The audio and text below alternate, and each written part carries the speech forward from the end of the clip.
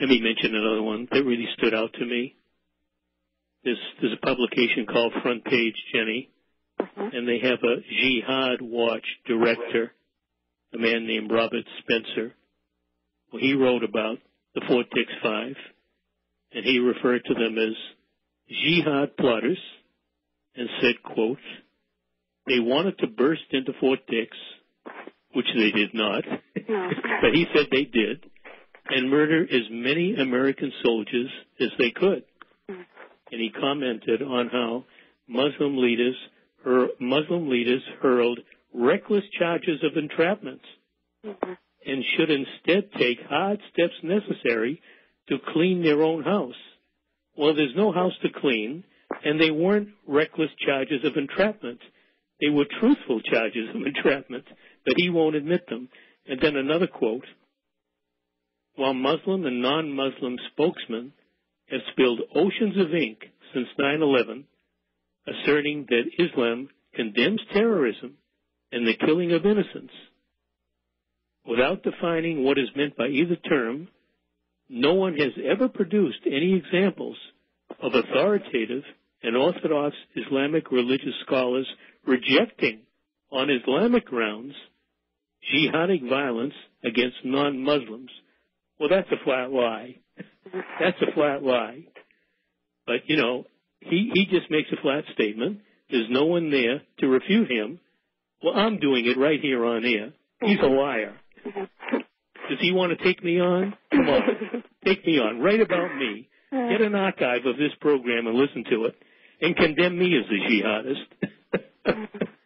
Well, again, the Pat Robertson group did the same thing. Oh, are they vicious Muslim haters? Absolutely vicious. Let me read one more thing, Jenny.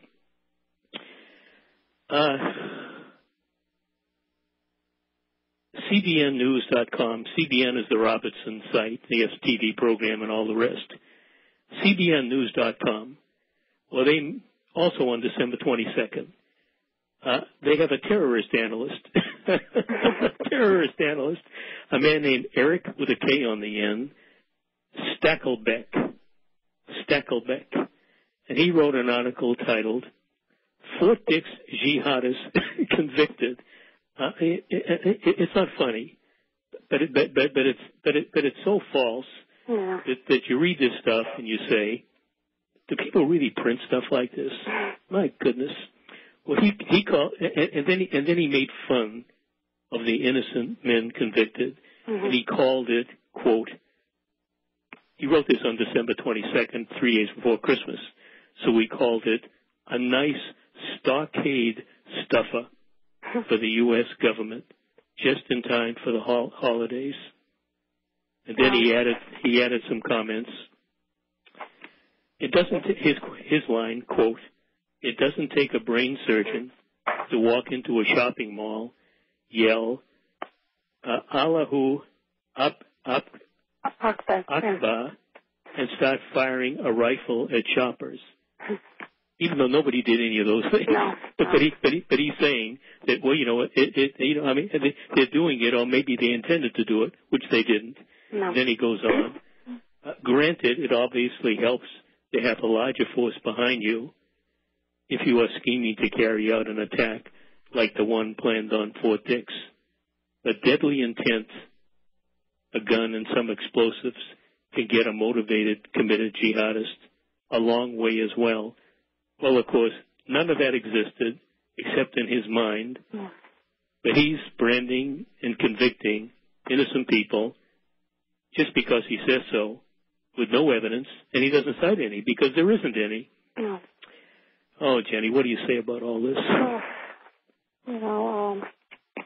As I watched them, they twisted, manipulated reality until it fit into a package that they made.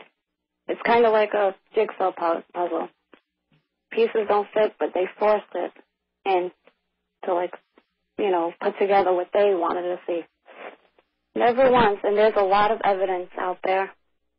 My husband, brother-in-laws never mentioned the word Fort Dix once, nor did anyone tell them about it, mention it, and there's a lot of cell phone conversations which never got out into evidence. Muhammad Schnur talking with my brother-in-law.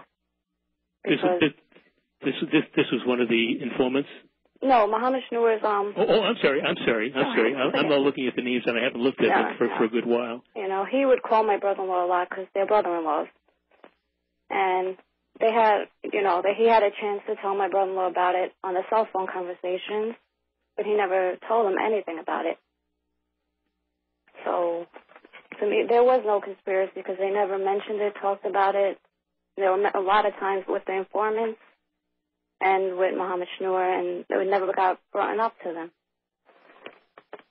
You know, and as for the weapons, when my husband and Shane went that day, they saw that they had an interest in it. They were talking about it on vacation when they were there. Because if you watch the tape, there was like 3 guns they were all sharing. And they saw that they had interest in it, and they put 7 weapons for the price of 1. And that's, you know, like buying 7 cars for the price of 1. Someone's interested in cars, you know?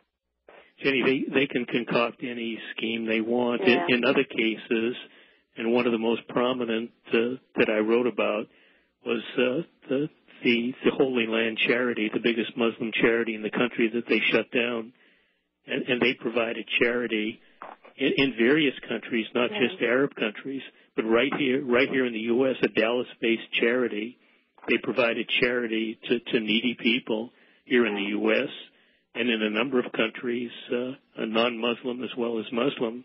And they did absolutely nothing related to terrorism.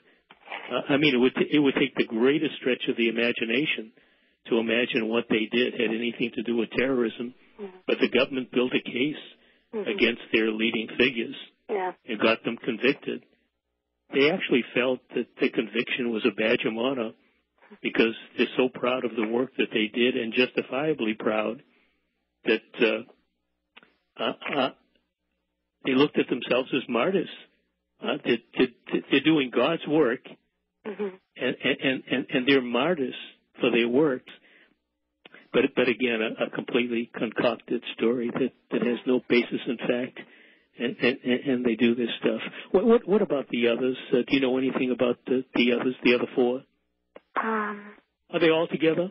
Well, they're in the same prison right now. But they're all kept separately, so they have no contact with the others. Yeah, they're separate from each other. What about your lawyers? Are they able to get in to have consultations?